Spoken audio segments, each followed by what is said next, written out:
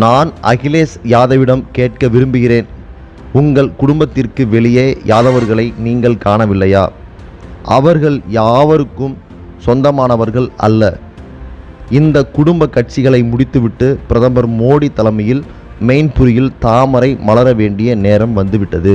தாமரையை மலரச் செய்து குடும்ப அரசியலை விரட்டி அடிப்போம் அப்படின்னு சொல்லியிருக்கிறாரு.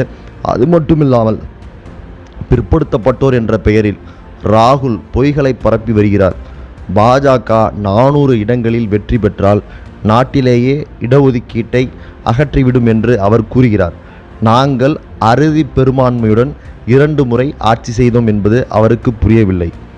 நரேந்திர மோடி இடஒதுக்கீட்டை ஆதரிப்பவர்.